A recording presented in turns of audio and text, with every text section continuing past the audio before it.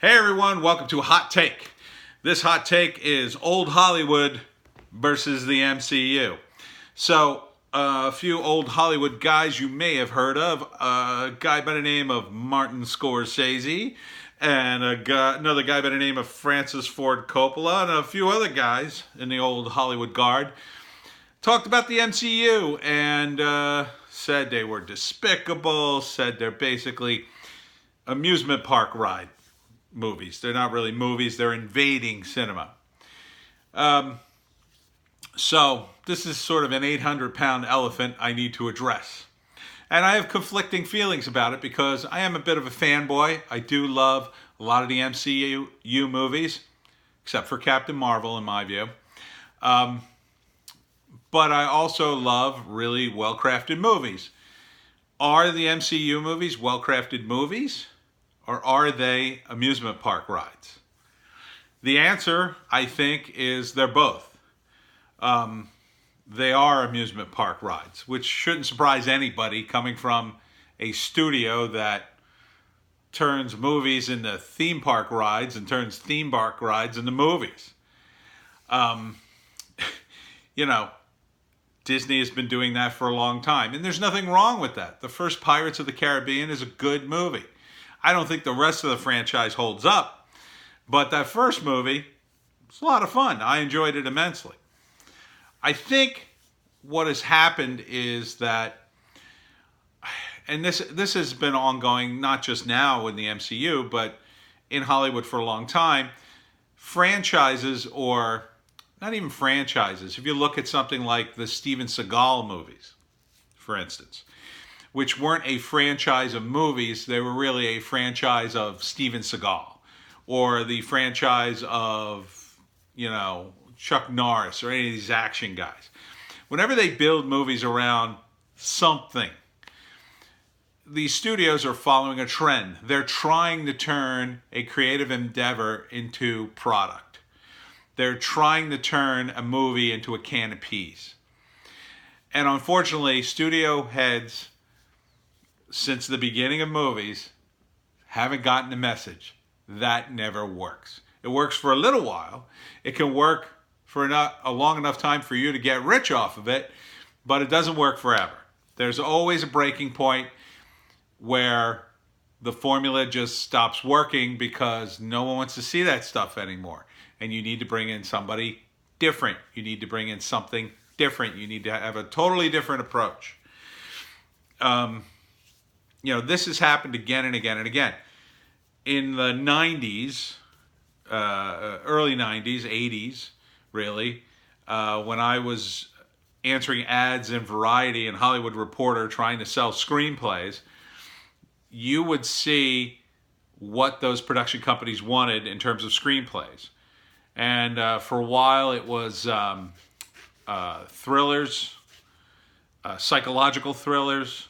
Then it became X-Files type conspiracy stuff. And they would follow these trends because X-Files was popular at the time. Everybody wanted their own wacky conspiracy. Everybody wanted a sci-fi angle with aliens. Hollywood goes through these trends where they do that.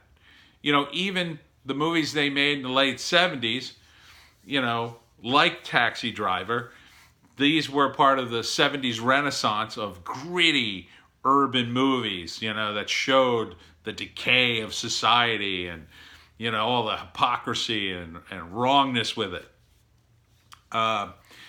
Same thing, Francis Ford Coppola made, the Godfather movies. It shows this corruption. It also shows a lot of other things. It's very complicated, but, the Apocalypse Now shows you, war and all its ugliness.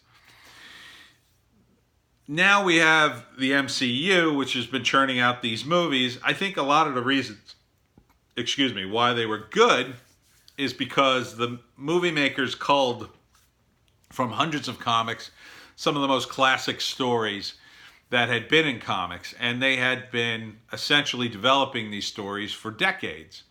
So when you take the best stories out of decades of development, you tend to get something pretty good. Thor, was a classic story. arrogance, and then he gains humility, a hero's journey kind of thing. Same thing with Iron Man. He's very full of himself. He doesn't care about anybody. He's a weapons guy. And then he realizes, hey, I got to change my ways. And he goes through this transformation. So they were able to do that with a lot of classic characters at Marvel. I think, and again, I'll keep harping on Captain Marvel. One of the reasons it didn't work with Captain Marvel, in my view, is Captain Marvel is not one of the classic characters. She was really a retrofit, an amalgamation of some of the old stuff mixed with some of the new stuff, and then wokeness. So you don't really see much of a transformation from Carol Danvers. She just spends the whole movie going, that looks familiar. I think I'm gaining my memory back. I don't think I really am who I am. That's not a transformation. She didn't go from being a bad person to a good person. That's a transformation. She went from being a cop to a cop who basically is a one-woman patrol in the galaxy. I mean, that's not really a transformation. She was good in the beginning. She's good at the end. Where's the journey? So, Thor had to find humility. Iron Man had to find something else other than money to love. Captain America, he was an interesting transformation because he is good in the beginning, but he's not strong. And he has to find that strength, first physically, but then mentally within himself to overcome the dangers and the things that happened in Captain America. I don't want to go into the whole thing. But obviously, these movies aren't nearly as complex as some of the movies Scorsese and Coppala made. It's sort of the difference between, Francis Ford Coppola and Martin Scorsese are restaurateurs and chefs who have amazing cuisine. The MCU is like, Five Guys or Jersey Mike's. It's good. It's good stuff. But, it's not cuisine. It's good. You like it. At certain times you like it, but you can't compare the two. So I think the old filmmakers have a huge point to make. And I think, of course, however, they're being a little overdramatic about it, like they're sounding the whistle. The problem with movies, besides that, which has always sort of been a problem, there's a new problem in town. The new problem is movies aren't going to be the premier money-making medium anymore in the future because every studio is turning into a content farm. And as we all know from content farms on the internet, more is always better. So yes, you can monetize a 2-hour movie, but a half-hour, 10-episode TV show is more content, therefore more monetization. Now, creatively, they're not the same thing, of course, but that's why everything's shifting to these Netflix, Hulu, Amazon, and that's why it's all going to TV, because that's where the money is now. All the creatives are going there. And they're throwing money at people because they just need constant content.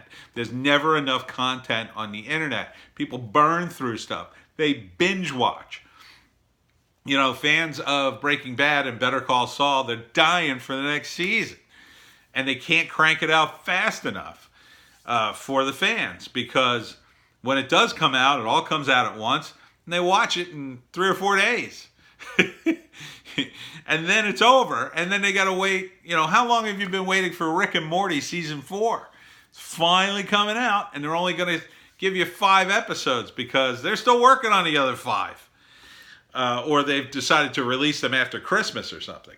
So this is the problem now. The mediums are changing and they're changing and they're integrating. Everything's becoming the internet. So movies are going on the internet, TV shows are going on the internet, and this is the internet. One of the things that happened to my friends who worked at Disney, they told me that Disney tried to get into YouTube. They wanted to take over that market because, Disney's a corporation. They try to get into everything entertainment-wise. And on one level, it makes sense. This is entertainment of a sort. However, the overhead for anything Disney does is insane. They built studios. They hired camera people at union wages to make this. A guy talking to a camera phone on his phone and slapping it on his PC. I have an incredibly low overhead. Disney, they turn on the lights that cost them $20,000. So they can't infiltrate this. They can't make it work for their business model. It's just impossible. They couldn't get, they couldn't get cheap enough to make this work. They'd have to have like 10,000 YouTubers living in a giant, warehouse and eating gruel to make it work. It's just not enough. It's the decentralization. It's just like how taxi drivers are losing to Uber, and the decentralization of the internet, and how news organizations are being decentralized, and how commentators like me, but more like some of the other guys on YouTube they're more informed, or at least you can get a better sense of what's going on from them, because you can pick a guy who sort of thinks like you and has a cool opinion and go, oh, okay, I like this guy, and he'll do the research for you, and you watch his show and 40, 50,000 other people watch it, and then voila, he's making a living, and the next thing you know, you got Tim Pool cranking it out. He's got a whole little mini news network going on called Subverse, if you haven't seen it.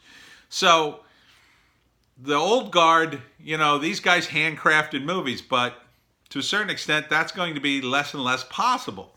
It's going to be harder and harder to do because you're not going to have the budgets anymore. It's just not going to be a way to monetize it. I watched this happen to comic books. After a while, it was impossible to monetize comics. It's impossible.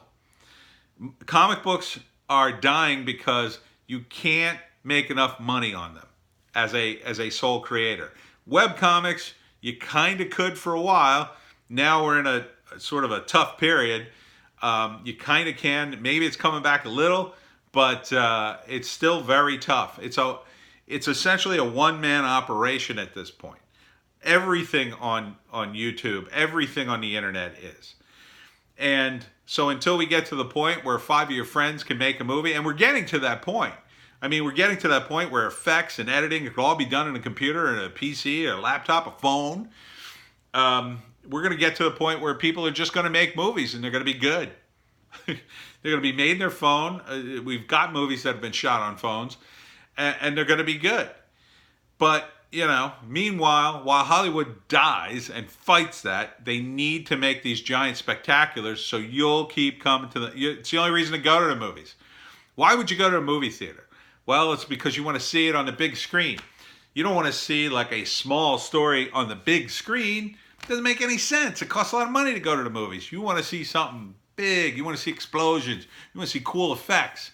Star Wars, I just talked about, is a ride. It's a movie too, but it's kind of another spectacular. You're gonna go see it to see spaceships, and you're gonna go see it on a big screen. That's a movie you go see on a big screen. I'm not gonna see it, but I'm sure some of you are. So, the old guard, they're crying about the MCU. I can understand why. The entire Hollywood system is breaking down, and that's in the long run a good thing, because hopefully more creators will get access, and we'll get more voices, more real voices, not this fake woke we need more voices BS. Like people who are like living in the middle of nowhere, who just want to make a movie. Maybe they only want to make one movie. Maybe they only got one movie in them, but it's good and we want to see it. Why not? Why can't you just make one movie and then go back to being whoever you are. You know, it's like, why can't you just do a painting?